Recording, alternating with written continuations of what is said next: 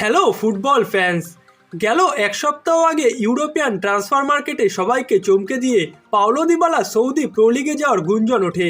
Argentine এই তারকাকে দলে নিতে সৌদি আরবের ক্লাব আল কাসিয়া মোটা অঙ্কের বেতনের সাথে চুক্তির প্রস্তাবও দেয় তাকে, যার পর থেকেই পাওলো দিবালার ইউরোপিয়ান ক্লাব ফুটবল ছেড়ে সৌদি প্রো লিগে যাওয়ার সম্ভাবনা জোরালো হয়।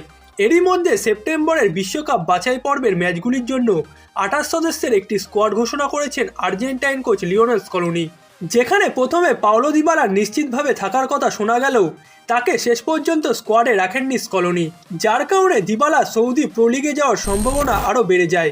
কিন্তু সেই গুঞ্জন এবং ধোঁয়াশাকে শেষ পর্যন্ত উড়িয়ে দিয়ে রোমার হয়ে নিজের ফুটবল ক্যারিয়ার চালিয়ে যেতে চান পাওলো দিবালা। জনপ্রিয় দলবদল বিষয়ক সাংবাদিক ফাব্রেজিও রোমানো জানিয়েছেন, দিবালাকে আল কাসিয়া বাৎসরিক 75 মিলিয়ন ইউরোর বিশাল অঙ্কের বেতনের প্রস্তাব দিয়েছিল, কিন্তু দিবালা তাতেও রাজি হননি। তিনি পরবর্তী মৌসুমেও রোমার হয়ে খেলতে চান। ইটালিয়ান ক্লাবটির হয়ে এর আগে একাধিক লেজেন্ডারি ফুটবলাররা খেলেছেন, কিন্তু ফ্রান্সিসকো টোটির পর রোমায় বড় কোনো নাম কিংবা খেলোয়াড় আসেনি।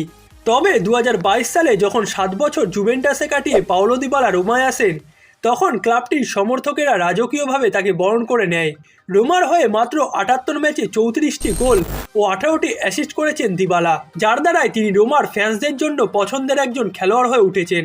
নিজের কেরিয়ারের বেশিরভাগ সময় ইনজুরিতে জর্জরিত থাকা দিবালা রোমায় এসে আবারও নিজের সেরা ফর্মটা খুঁজে পেয়েছেন, যার কারণে তার প্রতি রোমার ফ্যান্সদের ভালোবাসা আরও বেড়ে গেছে। কিন্তু এবারে ট্রান্সফার উইন্ডোতে হঠাৎ করেই তার সৌদি প্রো লিগে পাড়ি জমানোর গুঞ্জন উঠলে রোমার ফ্যান্সরা তাকে ক্লাবটিতে ধরে রাখার জন্য সব রকমের চেষ্টা করে। রোমার রাস্তায় রাস্তায় দিবালা নট ফর সেলের পোস্টার লাগান তারা, এমনকি দিবালার বাড়ির সামনেও ধর্ণা দেন, এবং শেষ পর্যন্ত তাদের কথা ভেবেই দিবালা আল কাসিয়ার দেওয়া বিশাল বেতনের প্রস্তাবও ফিরিয়ে দিয়েছেন। কিন্তু এখন দিবালাকে আরও একবার জাতীয় দলে তার যোগ্যতা অর্জন করতে হবে।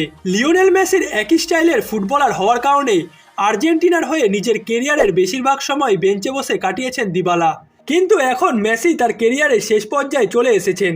যদিও তার 2026 বিশ্বকাপেও খেলার সম্ভাবনা আছে, কিন্তু সেই সময় মেসির বয়স হবে 39, তাই সেই বয়সে প্রতিটা ম্যাচে পুরো 90 মিনিট করে খেলা তার জন্য সম্ভব হবে না, যার কারণে এখন থেকেই মেসির বিকল্প খুঁজতে হবে লিওনেল স্কলোনিকে, এবং যেখানে তার পারফেক্ট রিপ্লেসমেন্ট হতে পারেন পাওলো দিবালা।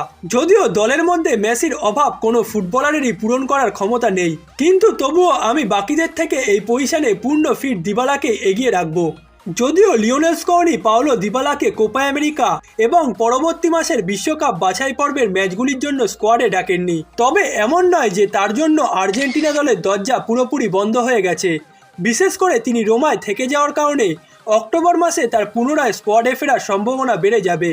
রোমার সাথে দিবালার মূলত 2025 সালে জুন মাস পর্যন্ত চুক্তি আছে, কিন্তু কয়েক মাসের মধ্যেই তার সাথে চুক্তি নবায়নের বিষয়ে আলোচনা শুরু করবে রোমা, যার দ্বারা আর্জেন্টাইন এই তারকাকে ইউরোপিয়ান ক্লাব ফুটবলের আকাশেই জ্বলতে দেখা যাবে।